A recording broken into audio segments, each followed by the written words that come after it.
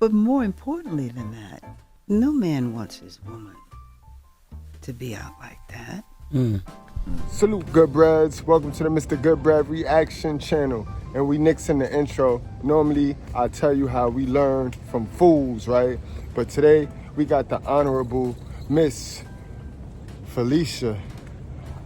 And she was at High 97, the Breakfast Club, guys. And she talked about how she was raised, how her mom's raised, things she learned from her moms, things she learned from her dad. And we missing that nowadays. The young ladies is missing that nowadays. They're missing the moms and they're missing the dad side. So nowadays everybody just single mother raised. So she broke that thing down, and she talked also about how the young women's dressed. And a lot of people gave her backlash. A lot of the young women, they gave us some backlash. So we're gonna go over all of those comments today on the channel, guys. So let's get into what Miss Phylicia said. You know, you came up in an era, Miss Rashad, where dignity and grace were everything. So do you ever look at how wild Hollywood is now and you just think to yourself, boy, y'all got it easy. Y'all wouldn't have got away with that in my day. Yeah, you'd have to look at Hollywood. I could look at the way young ladies dress. The young ladies are so beautiful. And I don't mean to be critical, and I hope young ladies listening don't take this as personal criticism, because I don't mean it that way. Now, I find it very suspicious that every time a sister with some sense go to address bad behavior in our community, she got to give all of this disclaimer, and she got to pussyfoot around the people that's creating the community. She got to pussyfoot around their feelings.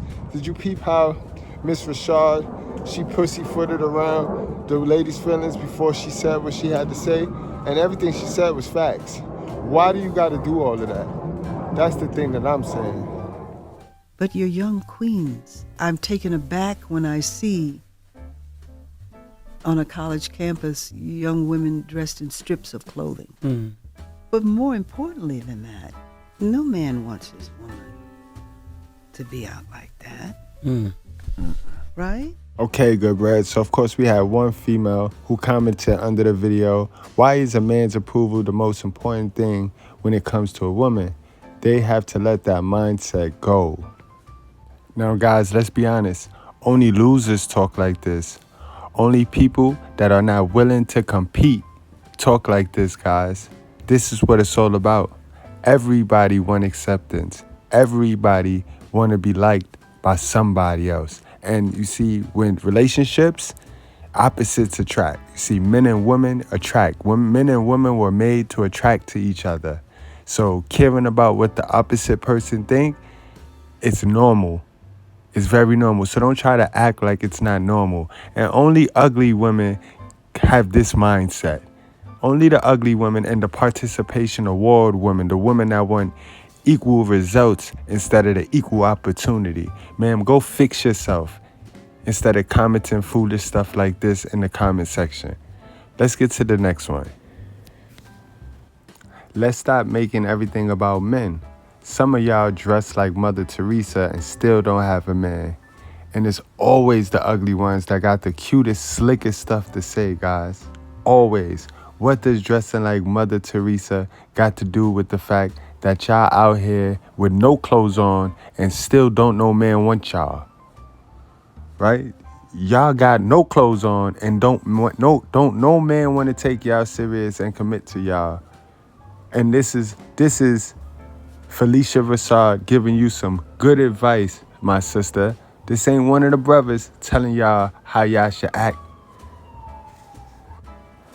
It's more important how I feel about myself than caring what a man think, in my opinion. And that's another cute way to reframe, I have no skills on how to be a great teammate, so I'm gonna just stay single by myself and fake work on myself when I really don't pour into me. I really don't pour into me, but I'm gonna sit here and pretend that I pour into me, and I'm just not gonna attract nobody, so nobody can hold me accountable for not pouring into me. You know what I mean? Psychologically, though, that's how that is, guys. You know what I mean? You get what I'm talking about, guys? I know they're going to be in denial. And instead of fixing the problem, right? Fixing how they act, how they carry themselves, how they think, how they manage emotions. They just come up with these little cute little things to say and start believing in them, these little cute little things, and take these cute little things in as facts and truths. Yeah, girl, facts. And lose. And lose. Had to come inside, y'all. It was getting noisy out there. But before we get to the rest of that interview, guys, you see how her disclaimer was all for nothing. Because when our sisters and modern women is faced with shame and guilt, they go into denial anyway. They get hyper offensive and offended, guys. Understand that. Now let's get into the rest of this interview, because she dropped some jewels, she dropped some golden nuggets on some parenting advice. And this is how she was parented back in the days. This is why she turned out the way she is. And if we want the results, because everybody honor and worship and praise this woman, if we want our kids to grow up like this woman, then we need to pay attention. She giving out advice. She giving out key information. And remember, you want to take your information from people with the results. You want to take your information from people that got the results out of life that you want. Y'all sit around all day taking the information from losers because you like them. Because y'all share similar scenarios, similar situations, and similar experiences. Like, come on now. This lady got information. Let's get it. And hit that like button, guys. It comes from home. And in teaching, it's shared with others. Children are not born into this world fearful. No human being is born into this world fearful or filled with hate. Nobody's born like that. You have to learn that stuff. Yeah. There's a song from a Broadway show. You have to be carefully taught. Carefully taught. Well, you can be carefully taught the right way too. What was your mother's upbringing like? Because she seems like she was so still and so sure of herself, and I'm sure she had, experienced a lot. My mother grew up in Chester, South Carolina. Hey. Okay, so it was a small mill town, right? Her father was a blacksmith. One of his brothers was a mortician, and the other brother was a barber. And these businesses had been owned by her grandfather. It was an agricultural community, right? But there was a school there that had been founded by the Presbytery. There were a number of such schools, that had been founded by the Presbytery for the descendants of freed African people throughout the South. This school was Brainerd Institute, and in this school, there was this classical education administered by black people. My mother was always interested in music. Oh, she was quite the pianist. She described herself to me once as saying she was a little girl swinging high on the swing, looking up at the sky and dreaming big dreams. That's how she grew. Her mother passed away when my mother was 9. She lost her mother. And she said as she sat at her mother's funeral and listened to the things that people were saying, she decided none of them were intelligent enough to tell her anything to do. She would chart her own course at 9. At 9? At 9. And she did. That's powerful stuff right there. And for the sisters that's going to say, we not back in the days, we not back in the days. Sure, we not back in the days, but don't expect the men to carry on like back in the days, because they get to say, we not back in the days as well. And if you notice through her story about her moms, not once did you hear her say anything about her and her moms bickering or her moms being lazy. Her mom's was the Proverbs 31 woman. She went and had her own mission, had her own goals and dreams, didn't just sit there and rely on the dad. Even back then, guys, although the dad took care of all of the bills, yeah, but the mother still was about her business. Now let's get to what she said about her dad. Wow. What'd you learn from your father? Because you said he was a dentist. Oh, So my father. My father was born on the back porch of a farm in Lovedale, Louisiana. He was one of 9 children. His father worked on the railroad. He was a fireman on the South Pacific Railroad. And his mother, was housekeeping, right? My grandfather put great emphasis on education, and he made sure that all of his children went to college. Imagine it. especially in that time. Imagine it. So, my father was a very kind and generous man. He was what was called a man's man. Men loved him and trusted him.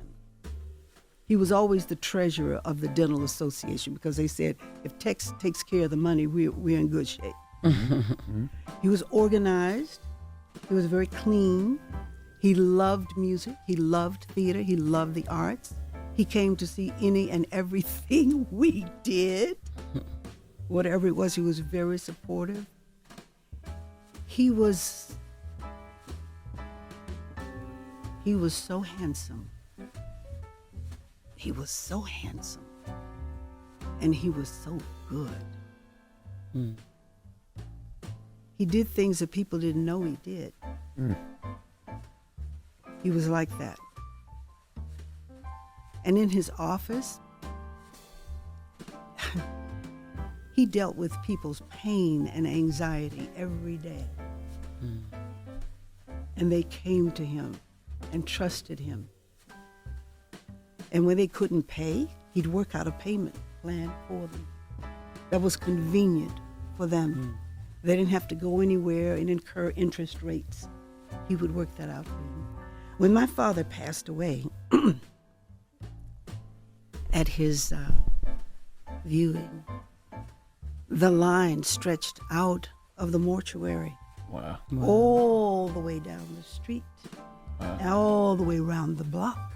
And when the last person came, he said, he looked at him, he said, "You don't understand. You don't understand. That's my dentist." And that motorcade, as I remember, that motorcade on the way to the cemetery stretched as far as the eye could see. He was so beloved. Thank you, Jeff. Thank you. So, That's why I asked, just because, when you look, like I said, we look at Phylicia Rashad and Debbie Allen, 2 strong queens.